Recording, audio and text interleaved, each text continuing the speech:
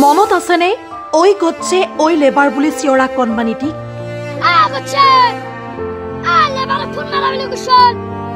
কিছুদিন পূৰ্বে সামাজিক মাধ্যমত ব্যাপক চৰ্চা লাভ কৰা সাহিল আখতাৰ হঠাৎ অন্তৰ্ধান হৈছিল সামাজিক মাধ্যমৰ পৰা পখিলা খেদা বয়সতেই সাহিলৰ জীৱনলৈ নামি আহিছে কাল অমানিশা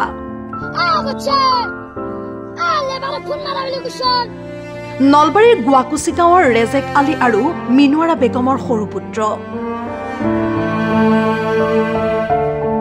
সাহিলৰ বয়স মাত্ৰ 12 বছৰ চকুপানীৰে বাট নেদেখা হৈছে মাতৃ মিনুৱাৰা বেগমে মাৰাত্মক ব্ৰেইন টিউমাৰত আক্ৰান্ত এই কণমানিটি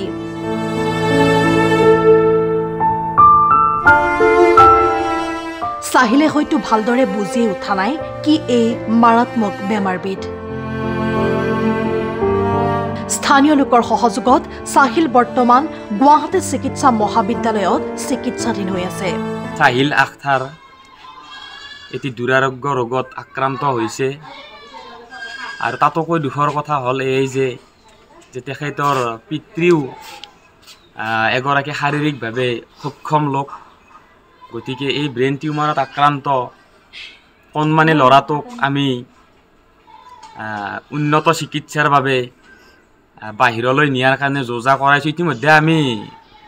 গুৱাহাটী মেডিকেল কলেজ হস্পিটেলত চিকিৎসা কৰাই আছোঁ উন্নত চিকিৎসাৰ বাবে পৰিয়ালটিৰ হাতত নাই পৰ্যাপ্ত পৰিমাণৰ ধন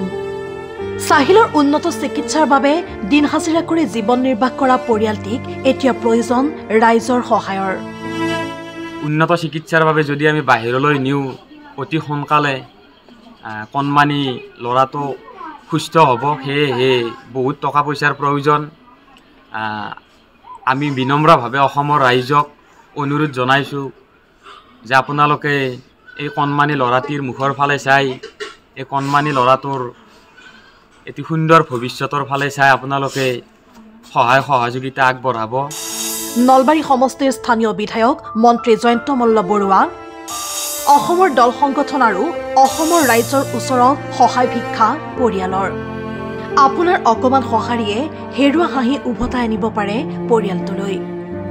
সহায়ৰ বাবে যোগাযোগ কৰিব পাৰে গুগল পে নম্বৰ 6901445244